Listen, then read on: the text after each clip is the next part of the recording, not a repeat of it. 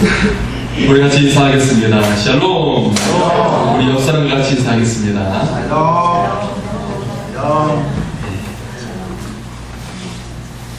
감사합니다. 여러분을 보니까 행복합니다. 우리 옆 사람에게 당신을 보니까 행복합니다. 한번 고백할까요? 당신을 보니까 행복합니다. 네, 나라가 많이 어지럽습니다. 여러분 위에서 기도해 주시고 이 나라가 올바르게 갈 수 있도록 여러분 적극적으로 기도하시기 바랍니다.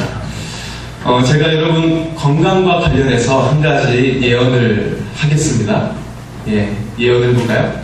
여러분 여기 계신 분 중에 10명 중에 9명은 무릎으로 나중에 고생하실 겁니다. 그리고 그분들 중에 10명 중에 9명은 무릎 수술을 받으시게 될 거예요. 네, 무릎 수술을 받으시게 될 겁니다. 제가 우리나라 병원들 중에서 각 분야별로 수술을 잘하는 병원을 한번 알아봤어요.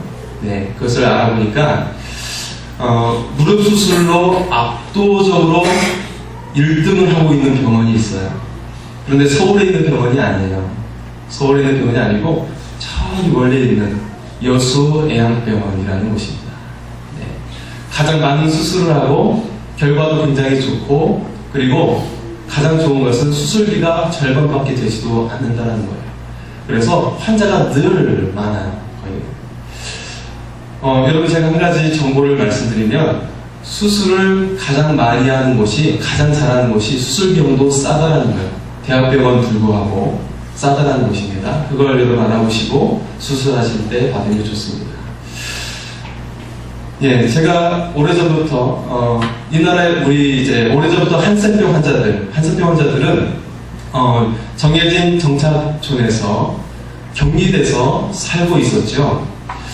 이 여수애양병원이 1907년도에 포사이트 선교사님이 가다가 나병 환자를 만나게 돼요. 한센병 환자를 만나게 되는데 이 환자를 치료하는 것이 시작이 돼서 여수애양병원이 시작하게 되었습니다. 굉장히 우리나라 병원 중에서도 역사가 오래된 병원이죠. 그래서 그 지역에 있는 농사로 인해서 무릎이 아픈 사람이랄지, 그리고 그 한센병과 비롯한 피부병, 악성 피부병 걸린 사람들, 그런 사람들 대상으로 그 병원이 치료하다 보니까 우리나라에서도 가장 이 정형외과 중에 무릎 수술, 그리고 피부과 쪽으로 굉장히 실력이 있는, 우리나라 제1의 실력을 가지고 있는 병원이 되었습니다. 그리고 이 여수애양병원은 우리가 사랑의 원자탄이라고 불리는 우리 손양훈 목사님이 거기에서 여수애양병원에서 헌신하시고 일제치하 때 지키시고 또 공산당이 왔을 때는 그때 여기에서 순교를 당하기까지 했던 그런 곳이 바로 여수애양병원입니다. 여러분 나병 환자를 본 적이 있습니까? 실제로 보면 굉장히 두렵습니다. 그 가지고 있는 모습들 때문에 굉장히 두려울 수가 있어요. 나병의 가장 두려운 것은 아무 고통 없이 손가락이 떨어져 나가고 발가락, 몸의 한쪽이 떨어져 나가기 때문에 굉장히 그것이 두려운 질병이죠. 그런데 오늘날은 완전히 치유할 수 있는, 치료가 될 수 있는 병입니다. 무엇보다 가장 서러운 것은 격리되어 살아야 하기 때문에 사랑하는 가족과 떨어져 지내야 돼요. 심지어 우리나라 역사 속에서 보면 자녀를 낳으면 죽이기까지 했어요. 그런 아픈 역사가 있습니다. 오늘 본문에 이 나병 환자가 등장을 하고 있어요. 예수님께서 예루살렘에 가실 때 사마리아와 갈릴 사이로 지나가고 계셨는데, 아무래도 사마리아와 갈릴리는 이 사마리아와 유대인들은 상종하지 않기 때문에 한쪽에 치우쳐져 있는 그런 곳이기 때문에 여기에 나병 환자들이 모여서 살고 있었다는 것이죠. 자, 그때 나병 환자 10사람이 예수님이 지나가시는 것을 보게 됩니다. 그래서 소리를 치는 것이죠.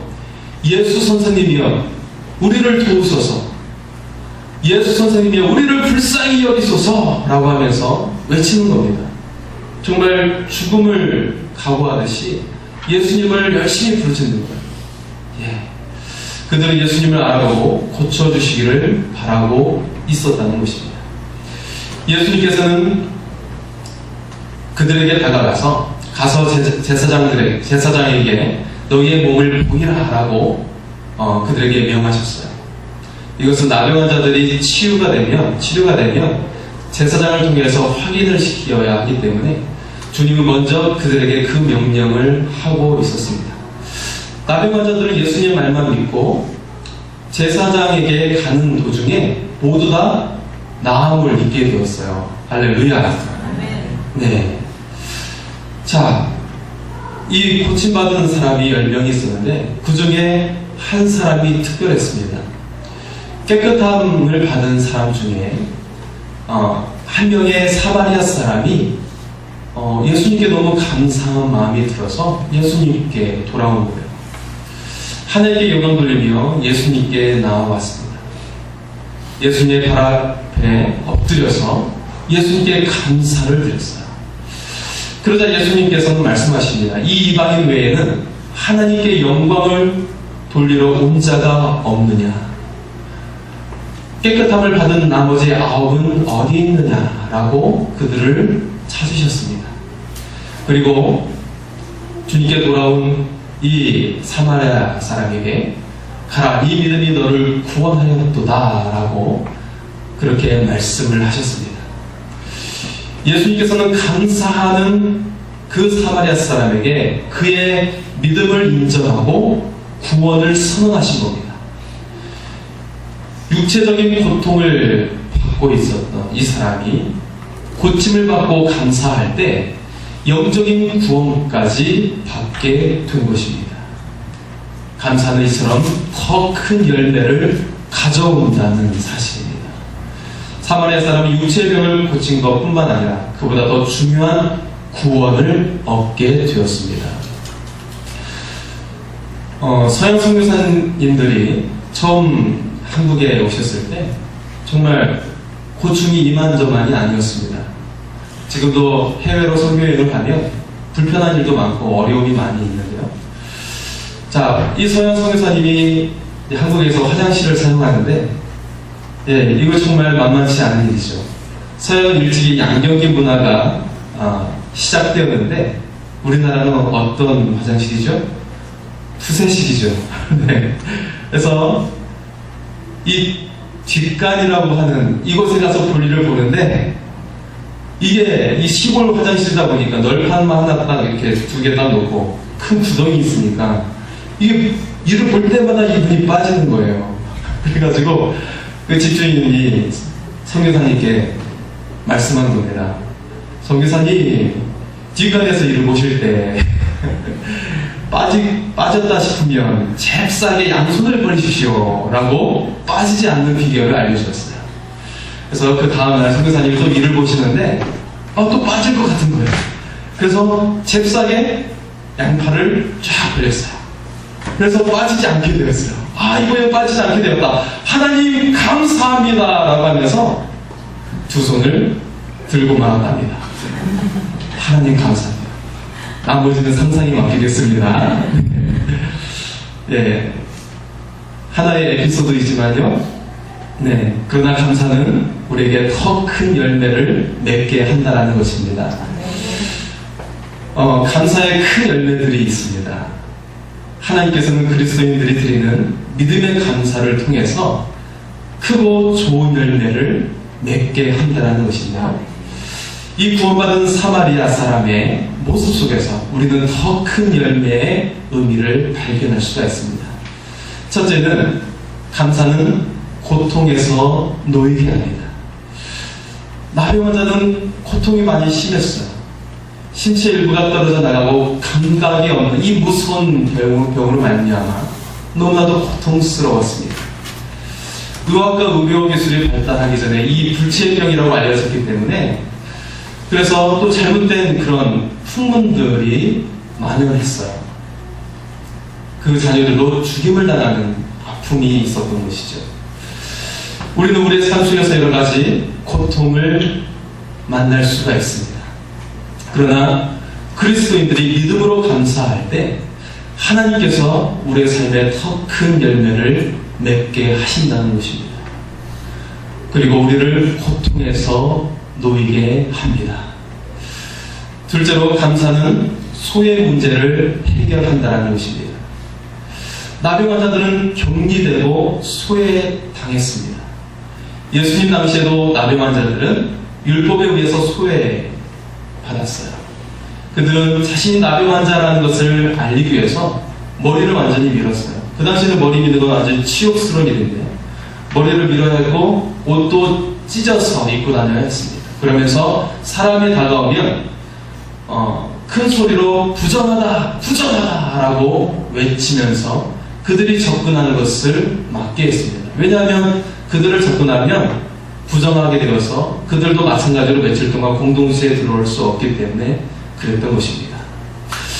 자, 그런데 이 구원받은 사마리아 사람은 이러한 소외 문제가 해결된 것입니다.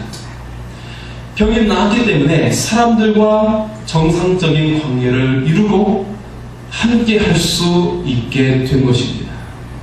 그의 구원은 이런 소외감이 해결되는 것을 의미하고 있습니다. 오늘날 많은 사람들이 소외감을 받고 있어요. 특히 우리가 말하고 있는 이야기 중에 가정에서 섬에 외로이 살고 있는 사람이 있어요. 바로 가장이라고 불리는 사람이죠. 그래서 자녀들하고 엄마는 도란도란 이야기를 이것저것 나누면서 맛있는 것도 서로 주고 먹고 하고 있는데 가장이 퇴근해서 오면 섬에 외딴 섬에 있는 것처럼 그런 경우가 많이 있다라고 말을 합니다. 어쨌든 오늘날 많은 사람들이 소외감을 느끼고 있고 우리나라에서 가장 외로운 존재라고 느끼고 있는 또 대상이 20대라고 이야기하고 있어요. 네, 가장 심적인 그런 부담감과 어떤 진로가 확실하게 결정되지 않기 때문에 그런 감정을 많이 가지고 있는 대상이 바로 20대라고 통계상으로 나오고 있습니다. 여러분, 우리가 이 감사 속에서 이 소외 문제도 해결할 수가 있다는 것입니다. 우리 가지고 있는 이 고통의 문제가 해결되면서 이 소외 문제가 해결되면서 사람들과의 관계가 다시금 회복되어지는 일이 일어나게 된다는 것이죠. 여러분, 사실 불평하는 사람에게는 그 사람에게 접근하는 것이 많이 어려울 수가 있어요. 그런데 감사하고 매사에 늘 밝은 사람은 같이 있고 싶어요. 그렇죠?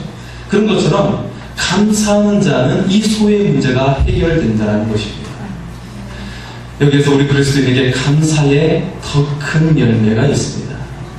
사람과의 갈등과 다툼에서 빚어진 이 소외감을 해결하는 더 큰 열매를 맺을 수 있게 된다는 사실입니다. 우리 한번 같이 고백할까요? 감사하는 사람이 됩시다. 우리 옆 사람에게 바라면서 감사하는 사람이 됩시다. 네, 세 번째로 감사는 절망의 삶을 희망의 삶으로 바꾸게 한다는 것입니다. 이 나병 환자는 그의 삶에서 희망이 없었어요.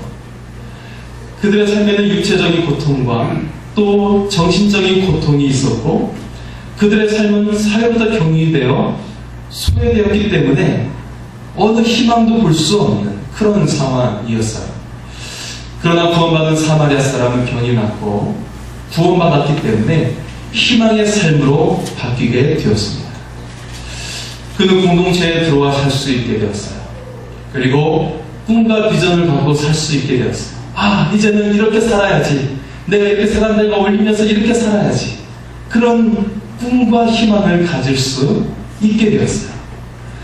고침을 받은 이 사마리아 사람에게 그에게 있어 구원은 절망의 삶이 희망의 삶으로 바뀌어지게 된 것입니다.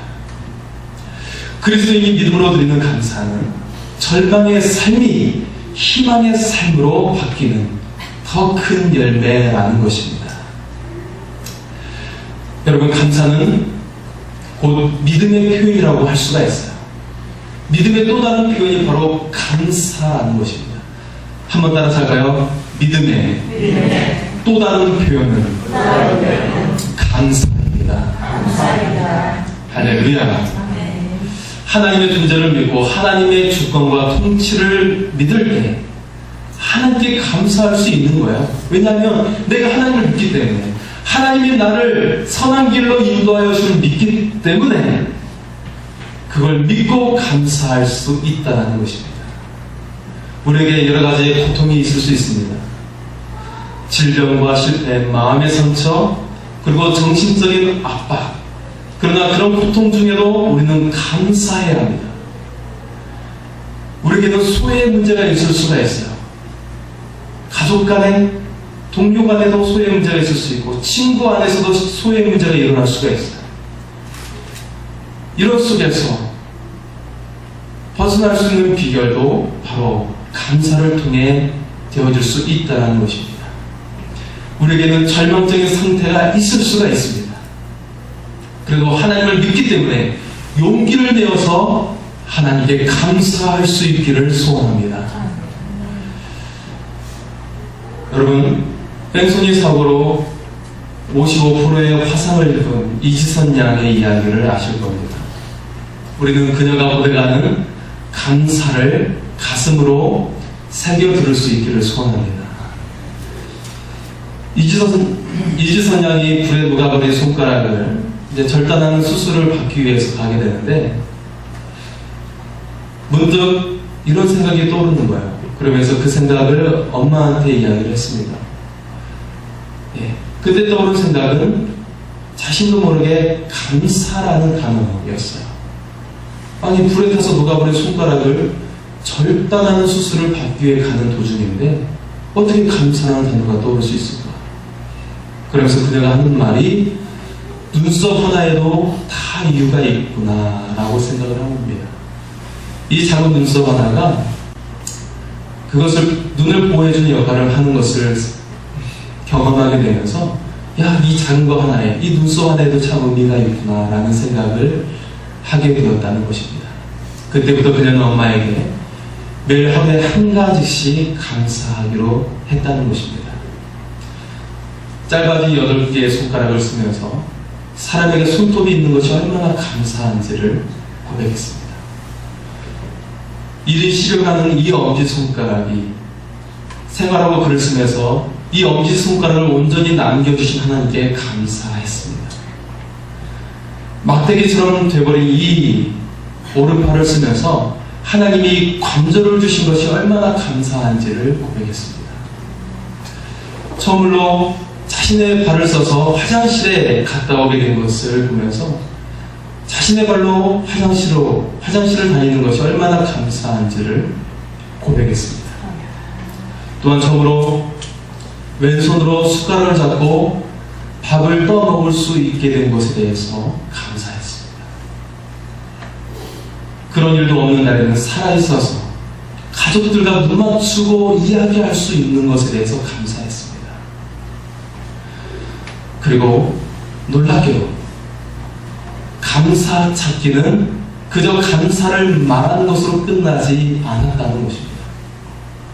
처음에 입술로 시작한 감사가 내 귀를 통해서 다시 들려오고 내 마음으로 들어오게 되었다라는 것이죠. 그 감사는 점점 진심 어린 고백이 되었다는 것입니다. 이지선 양은 말합니다. 오늘의 감사거리를 찾게 하신 분께서 분명히 내일도 또 다른 감사할 거리를 주시리라는 믿음이 생기기 시작했다는 것입니다. 또한 그녀에게 감사는 그동안 진통제가 결코 줄 수 없었던 마음의 평화를 주게 되었다는 것입니다. 아직도 그녀는 전신에 흉한 화상의 상처가 있습니다. 감사를 통해 살아야 이유를 그녀는 알게 되었고 삶을 아름답게 볼 수 있었고 그리고 감사의 더 큰 열매를 맺게 되었습니다. 삶의 상황에 관계없이 우리가 하나님께 감사할 내용은 많이 있습니다. 감사할 수 있기를 바랍니다. 적은 물질, 낮은 자리, 부족한 환경에서부터 감사할 수 있기 바랍니다. 저녁에 자고 아침에 깨지 않으면 못 일어나는 거예요. 그죠? 그래서 우리가 이 아침에 깬 것으로 인해서 감사할 수 있기를 바랍니다. 이 예배 끝나면 여러분 맛있는 식사를 하실 텐데 이렇게 식사하게 할 수 있도록 다시 하나님께 감사하시기 바랍니다. 여러분 매일 숨을 쉬고 계시죠? 어떤 사람이 인공호흡기를 쓰고 있는데 우리가 숨 쉴 수 있도록 하시 하나님께 감사할 수 있기를 원합니다. 일상의 모든 삶을 통하여 감사하는 우리의 삶이 되기를 원합니다. 질병과 실패, 배신과 같은 어려움이 있어도 우리가 절대 신뢰할 수 있는 하나님을 믿기 때문에 감사할 수 있기를 원합니다. 감사로 인해 주시는 더 큰 열매를 바라보시기 바랍니다. 한 사마리아 사람에게 주셨던 것처럼 나를 고통에서 벗어나게 하여 주시고 해방시켜 주시는 하나님, 소외감에서 벗어나 감격 있는 만남과 사랑의 관계로 이끌어 주시는 하나님께 감사할 수 있기를 소원합니다. 시류와 좌절에서 벗어나 가능성 있는 미래와 비전의 삶으로 인도하여 주실 것을 기대하시기 바랍니다. 믿음으로 드리는 감사는 주님께서 그 믿음을 인정하시고 감사의 더 큰 열매를 맺게 하여 주실 것입니다. 감사하는 자가 되어 감사의 더 큰 열매를 맺는 우리 모두가 되기를 주님의 이름으로 축원합니다. 기도하시겠습니다.